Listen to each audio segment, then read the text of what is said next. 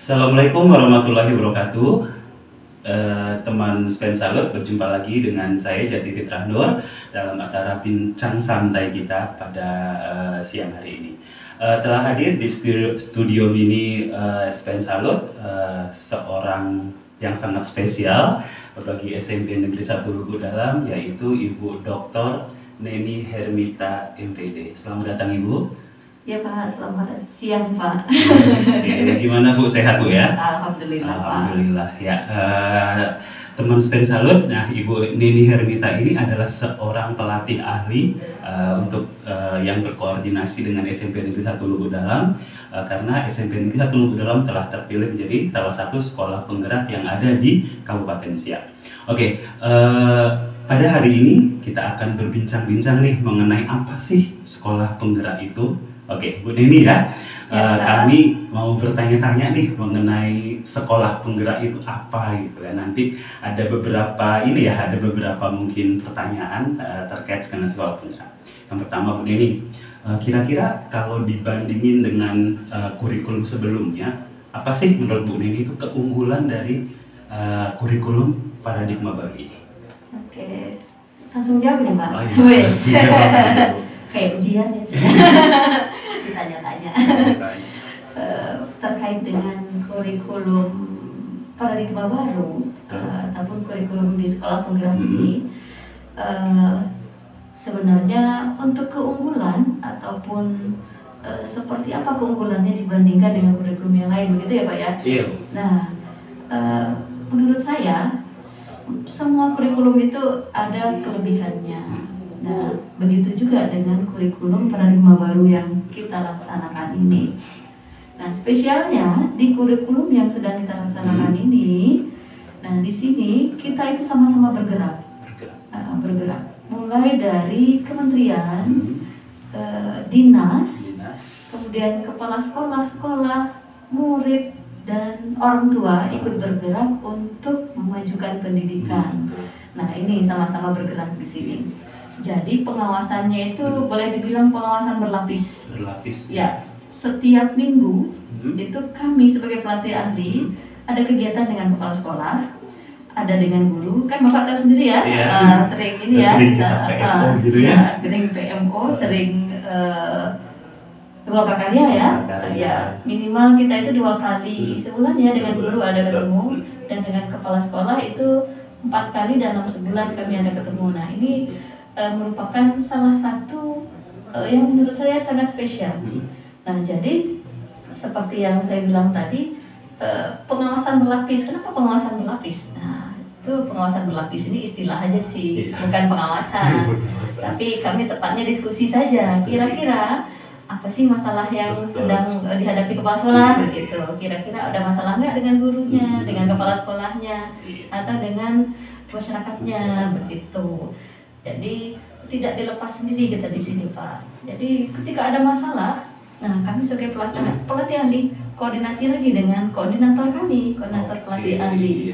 Kemudian koordinator kami akan melakukan diskusi lagi sampai ada PMO itu tingkat dengan dinas, tidak hanya dengan sekolah saja, tapi ada dengan dinas. Jadi ada pertemuan lagi dengan pemangku kepentingan. Jadi apa masalah dari sekolah itu harapannya akan selesai. Nanti kita bawa ke diskusi dengan dinas. Nah itu Pak. Jadi seperti keterlibatan semua pihak gitu ya, semua stakeholder gitu ya. Oke, itu mungkin keunggulan ya. Terus sekarang gini, Indonesia terutama mungkin Kabupaten Siak ya, itu kan terdiri dari populasinya itu kan tidak terpusat pada satu daerah tertentu. Masih ada nih sekolah-sekolah yang didirikan di daerah-daerah terpencil atau tertinggal. Nah, seberapa optimis sih Ibu untuk penerapan kurikulum paradigma baru untuk sekolah-sekolah yang berada di daerah tersebut?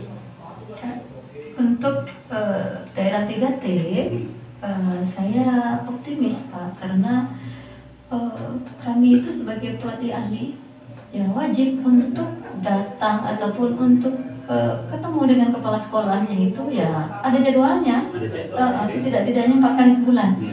Nah, apa permasalahannya? Jika ada permasalahannya, tentu sebagai pelatih ahli yang mendampingi sekolah tersebut akan dapat masalahnya dan akan dilaporkan lagi ke yang iya. koordinator kami, ke yang lebih atas lagi. Jadi saya optimis ini akan berjalan karena apapun masalahnya nanti akan ketemu, bahkan semuanya terlibat. Terlibat kepala sekolah, guru, orang tua, dan pemangku kepentingan juga terlibat di dalamnya. Jadi sangat optimis sekali saya, Pak. Oke, berbicara tadi mengenai koordinasi ya dengan sekolah binaan, selama menjadi seorang pelatih ahli itu tentu banyak ya ups and down-nya gitu ya Bu ya. Iya, iya. Bisa diceritain nggak sih apa ya suka dan dukanya gitu lah menjadi seorang pelatih ahli bagi sekolah binaan untuk sekolah-sekolah yang sudah menerapkan kurikulum paradigma baru ini? Untuk suka dan duka, mungkin karena baru berjalannya belum sampai setahun kali ya Pak ya. Dukanya belum terlihat Pak. Berarti senangnya aja gitu ya? Aja, Pak. Ya, tapi kalau seandainya dikaitkan dengan kesulitan, apa sih kesulitannya untuk bertemu dengan kepala sekolah atau guru gitu hambatannya ya? Karena sekarang masih daring sampai akhir tahun ini. Kondisinya saat ini yang menjadi hambatan yaitu sinyal, Pak. Sinyal gitu ya, berarti ke hal-hal teknis gitu ya. Kalau masalah semangat gurunya itu mereka tetap semangat. Guru, kepala sekolah, dan pengawas itu semangat, Pak. Jadi saya rasa yang lolos sekolah penggerak ini, yang lolos seleksi sekolah penggerak ini betul-betul sekolah yang wajar untuk lolos karena memang semangatnya itu memang luar biasa. Sudah prepare dari awal gitu ya. Dari awal, benar Pak. Betul sekali. Jadi sukanya aja ya. Ya, sukanya aja. Kalau masalah sinyal sih itu memang ya gimana lagi ya, nggak bisa di. Baik Bu, tadi kita udah berbicara mengenai ya tadi keunggulan dan tantangan tadi atau mungkin ups and down tadi. Nah sekarang mengenai konten Bu.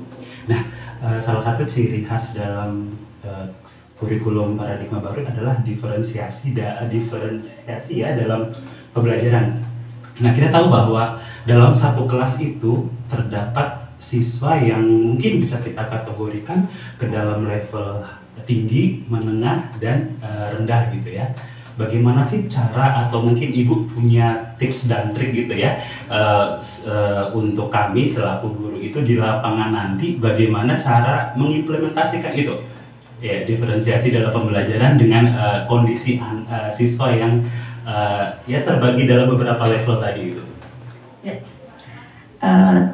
Tips dan trik. Tips dan triknya. Tips dan trik.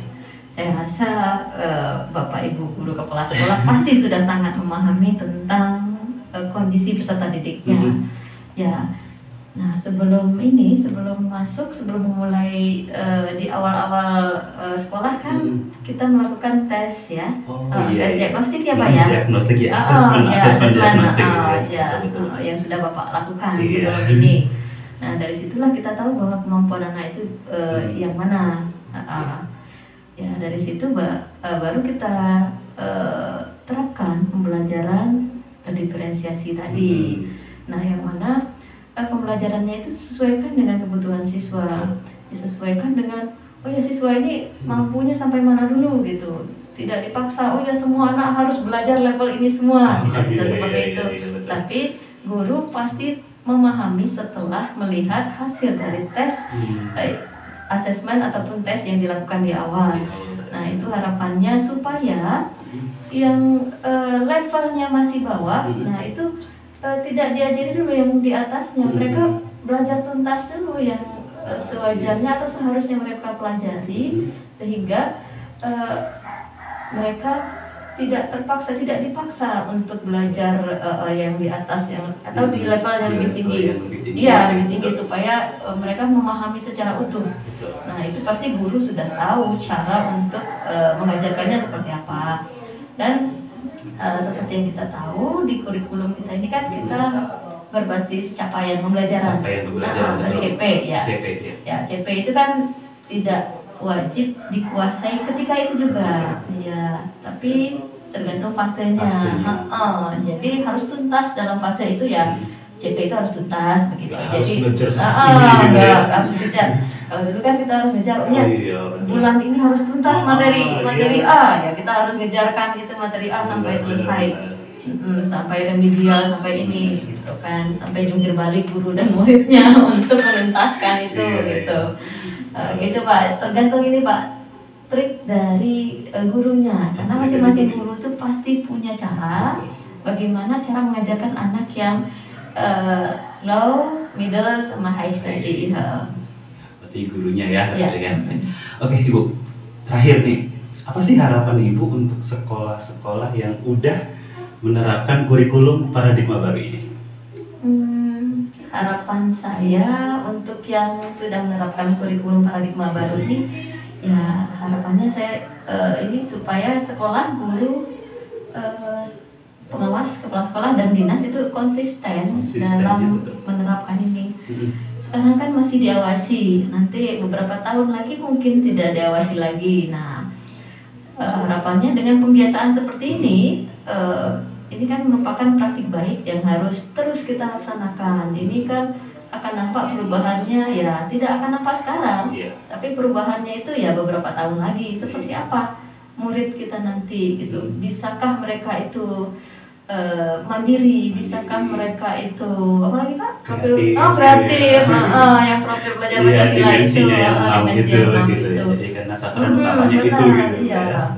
Sasaran itu yang harus kita lihat. Nggak mungkin kan dalam waktu pembelajaran sebulan sudah kita harapkan itu mandiri ya, bisa mandiri dulu lah gitu ya, dulu lah, karena proses itu kan butuh pembiasaan. Betul sekali.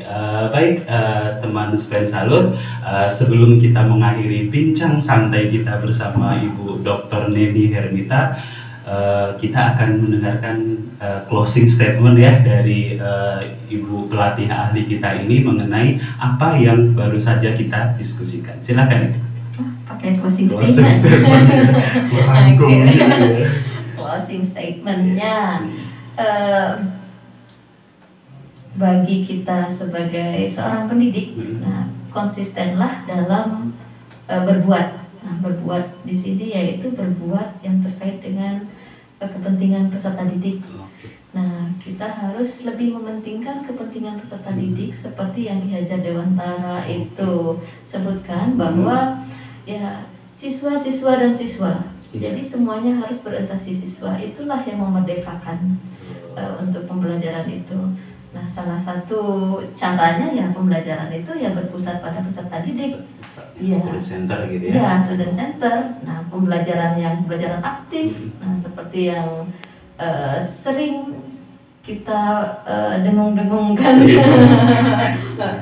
sering kita gaung-gaungkan itu. Nah, dengan adanya pembelajaran aktif, semua berpusat pada siswa, pembelajaran bermakna. Nah, itu akan tercipta pembelajaran yang kita harapkan, akan merubah wajah pendidikan kita. Jadi anak-anak kita nantinya itu ya akan jadi anak yang mandiri, kritis, kreatif, ya mampu berkolaborasi, mampu berkomunikasi dengan baik. Nah, begitu Pak.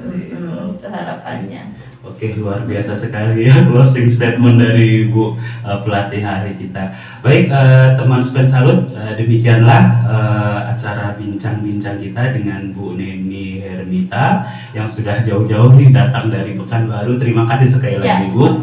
Oke, sebagai penutup bincang-bincang kita pada siang hari ini ya Pak, bukan pagi lagi ya. Don't forget to like, subscribe, and comment this video. Oke, SMP Negeri 1 Lubuk Dalam bisa. Oke. Wassalamualaikum warahmatullahi wabarakatuh.